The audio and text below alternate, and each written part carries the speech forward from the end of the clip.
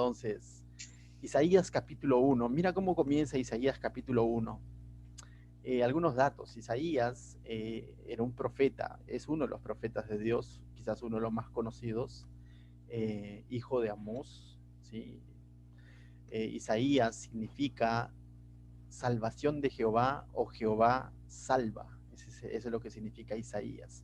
Pero leámoslo entonces juntos del verso 1 en adelante. Dice: visión de Isaías, hijo de Amós, la cual vio acerca de Judá y Jerusalén en días de Usías, Jotán, Acaz, Ezequías, reyes de Judá. Oíd cielos y escuchad tu tierra. Dice: porque habla Jehová, crié hijos y los engrandecí, y ellos se rebelaron contra mí. Básicamente este libro de Isaías va a hablar en un contexto donde ya el pueblo de Israel tenía reyes, pero ya también el pueblo de Israel se había dividido en dos reinos: el reino del norte, que viene a ser el reino de Israel, y el reino del sur, que venía a ser el reino de Judá, ¿sí? Entonces, a partir de después del hijo de Salomón, que está Roboán, a partir de él hubo una rebelión de otro hombre llamado Jeroboam, y el reino se dividió. Entonces, cuando tú lees el libro de los reyes, te recomiendo que también leas ese libro para que puedas entender un poco el libro de Isaías.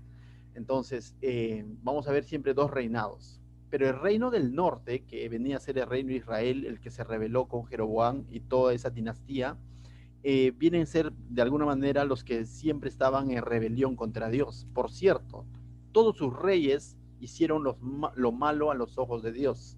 Solamente uno hizo las cosas peor todavía. No es que ninguno de ellos se salvaba. No hay alguien que de pronto hizo lo correcto a los ojos de Dios. En cambio, en el reino de Judá, también la gran mayoría de los reyes hicieron lo malo ante los ojos de Dios.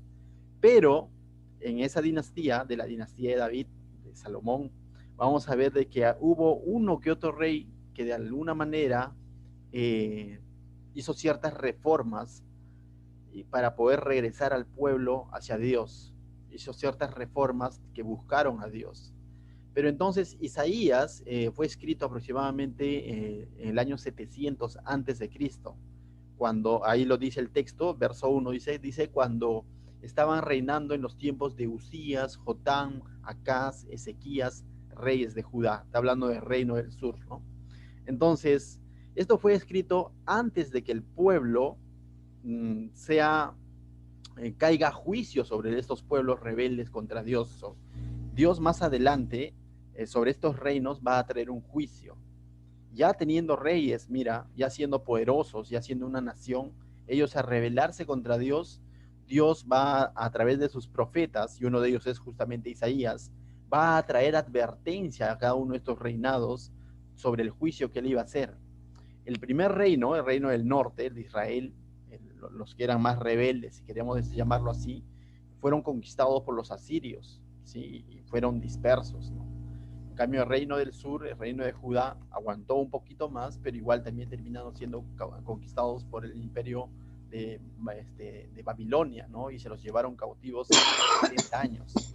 Previo a eso se escribe el libro de Isaías, previo a ese juicio que Dios trae, justo cuando estos reyes estaban haciendo lo incorrecto a los ojos de Dios, ¿no? ¿Y por qué de pronto Dios permite que se escriba la historia de estos reinados?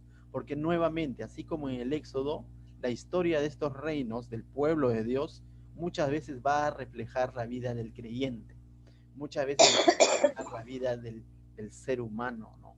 En nuestra relación con Dios.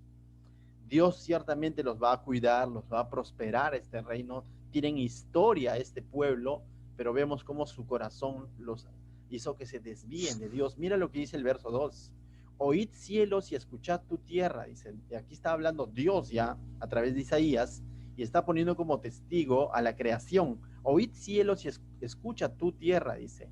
Porque habla Jehová, crié hijos y los engrandecí, y ellos se rebelaron contra mí. Eso es lo que estaba sucediendo en el tiempo de estos reyes, ¿no? Que estaban en constante rebeldía contra Dios.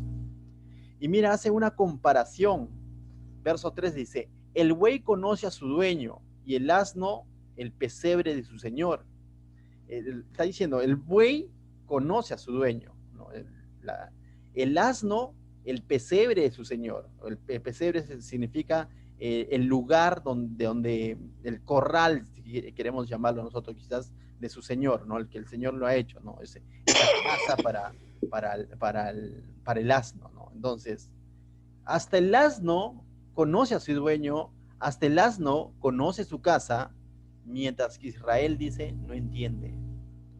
Mi pueblo no tiene conocimiento. Dice. Mientras que Israel se había olvidado de Dios, mientras que Israel, la nación de Israel, el pueblo de Dios, le había dado la espalda a Dios. Verso 4 dice, oh gente pecadora, pueblo cargado de maldad, generación de malignos, hijos depravados, dejaron a Jehová, provocaron a ir al santo de Israel, se volvieron atrás. Y nosotros podemos decir, tanto así era, pastor, así era. Si tú lees el libro de Reyes, el libro de Crónicas, vas a ver que así era. Así fue el pueblo de Dios.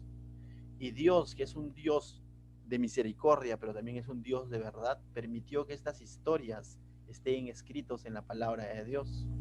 No escondió nada, sino permitió, su Santo Espíritu inspiró a hombres como Isaías para revelar esto del pueblo de Dios, para hacernos ver que cómo es que de pronto la autosuficiencia podría desviarnos de la presencia de Dios, tal como ocurrió, dice, y en el verso 2 decía, crié hijos y los engrandecí, y ellos se rebelaron contra mí.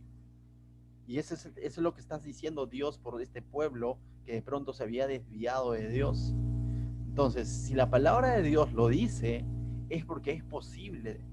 Es posible que nosotros también podamos, si descuidamos nuestra relación con Dios, si descuidamos el perseverar en la palabra, en la oración, en la comunión, en el partimiento del pan, es probable que también nos enfriemos. Si hemos visto las cartas de Apocalipsis, que de pronto, siendo la iglesia del Señor, podemos terminar pervirtiendo nuestra comunión con Dios, ¿no? Y eso ocurre también, y de pronto tú dices, pero si iba a la iglesia, pero si de pronto estaba en el Zoom, pero si de pronto yo lo he escuchado predicar, y de pronto lo vemos bien lejos de Dios, ¿y qué pasó?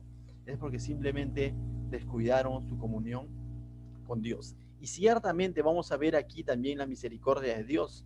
Dios no los va a desechar por completo, va a tener un remanente, ¿no? Dice, mira lo que dice verso 6, 5. ¿Por qué querréis ser castigados aún? ¿Todavía os rebelaréis? Toda cabeza está enferma y todo corazón doliente. Desde la planta del pie hasta la cabeza no hay en él cosa sana, sino herida, hinchazón y podrida llaga. No están curadas, ni vendadas, ni suavizadas con aceite. Vuestra tierra está destruida, vuestros ciudadanos nuestras ciudades puestas a fuego, vuestra tierra delante de vosotros comida por extranjeros y asolada como asolamientos de extraños. Dice, y queda la hija de Sión como enramada en viña y como cabaña en melodar, como ciudad asolada. Pero verso 9 nos trae esperanza, dice, si Jehová de los ejércitos no hubiese dejado un resto pequeño, a esto es lo que los comentaristas bíblicos lo llaman un remanente. Siempre Dios ha tenido un remanente. Desde que Dios llamó a su pueblo, siempre ha tenido un remanente. Y eso lo vamos a ver a través, desde el Génesis hasta el Apocalipsis, tú vas a ver que siempre hay un remanente. Hoy en día la iglesia también se está contaminando, y cuando digo la iglesia lo digo en general, ¿no? La iglesia también está contaminada. Esas 7 iglesias que hemos visto en Apocalipsis reflejan cómo está la iglesia también hoy en día, corrompida, moribunda, tibia, perseguida también, lógico, que han perdido su primer amor, pero también hay un remanente, hay una iglesia fiel. Y ahora tú dirás, ¿Jesús Salvador lo será? Déjame decirte que probablemente algunos de Jesús Salvador, algunos de Gamaliel, algunos de Calvary Chapel, pero eso solamente lo sabe Dios y lo sabes tú. ¿Cómo está tu corazón con Dios? Mi anhelo es que definitivamente que como iglesia todos o la mayoría, ¿no?, seamos parte de este remanente que a pesar de está buscando de Dios, que a pesar de tanta contaminación que hay en el mundo, está perseverando en las cosas de Dios. Y aquí nos muestra que aún en medio de esos reinados que estaban contaminados, que habían sido rebeldes contra Dios, Dios tuvo un pequeño remanente. Dice verso 9, si Jehová de los ejércitos no nos hubiera dejado un resto pequeño, como Sodoma fuéramos y semejantes a Gomorra. Entonces, pero es por la gracia de Dios que de pronto los está comparando con Sodoma y Gomorra, pero al mismo tiempo dice que Dios tiene un remanente. Y ese remanente justamente es el que Dios va a usar luego para nuevamente reconstruir después de que ellos fueron llevados cautivos a Babilonia o a Asiria.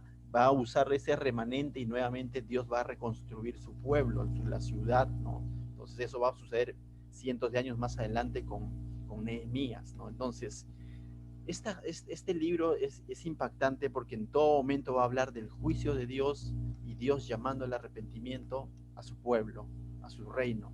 Entonces, esa era básicamente la función de Nehemías, traer palabra de Dios para que el pueblo se arrepienta. Yo te digo, no es la misma función que hoy en día trae la palabra de Dios también escrita. Constantemente Dios a través de su palabra nos llama al arrepentimiento, nos llama a la comunión, nos llama a perseverar. ¿Por qué? Porque nuestro corazón sin la palabra de Dios es engañoso, porque las emociones son volubles, porque si dependemos en nuestras fuerzas, fácilmente podríamos terminar alejándonos del Señor, aunque creamos que estamos haciendo lo correcto. Sí, pero de pronto yo ya estoy ofrendando, sí, pero de pronto yo le estoy sirviendo, pero no vaya a ser que de pronto estemos presentando sacrificios que no agradan a Dios. Mira, más adelante en el verso 11 lo que les dice. ¿Para qué me sirve, dice Jehová, la multitud de vuestros sacrificios? Hastiado estoy de holocaustos, de carneros, de cebo, de animales gordos. No quiero sangre de bueyes, ni de ovejas, ni de machos cabríos. ¿Quién demanda de estos, dice, esto de vuestras manos, cuando venéis a presentar delante de mí para hollar mis atrios? Y ciertamente estos reinados, o este pueblo, lo que hacían era cada cierto tiempo, tal como lo instituyó Moisés, llevaban sus sacrificios al Señor de eso, pero en la vida diaria tenían una vida alejada de Dios. Pero al mismo tiempo, después de haber llevado sus sacrificios a Dios, se iban a los lugares altos, a los montes altos, a presentar sacrificios para otros dioses. Y eso partía incluso desde los mismos reyes, ¿no? Entonces, llevaban lo que nosotros hoy en día decimos una doble vida, ¿no? Y Dios ahí es donde les dice, ¿para qué me sirve, dice Jehová, la multitud de vuestros sacrificios? Porque Dios no busca una vida de religión o de sacrificios. Dios busca una comunión y eso es lo que hace con Cristo en nuestra vida, ¿no? Lo que Él está buscando es estar en comunión con sus hijos, con su iglesia, con su pueblo. No tanto de que de pronto nos sacrifiquemos por el Señor. No tanto es de que cuánto hago por el Señor, sino cómo está mi comunión con Dios. Mira, el verso 13 dice, no me traigas más vana ofrenda, el incienso me es abominación. Y no es que Dios está descartando lo que Moisés había instituido, porque Dios mismo le va a dar esas ordenanzas en el Éxodo, que vamos a estudiarlo. Dios mismo instituyó esas ordenanzas, por ejemplo, ¿no? La Pascua, por ejemplo, los panes sin levadura, todo eso Dios mismo lo instituyó. Pero lo que Dios está demandando aquí es de que el pueblo cumplía con todo eso al pie de la letra, pero también los días de semana o durante la semana le daba la espalda a Dios y se contaminaba con pueblos paganos y acudían a hacer pactos con otros reinos, con otros gobernantes. Eso hacían los reyes.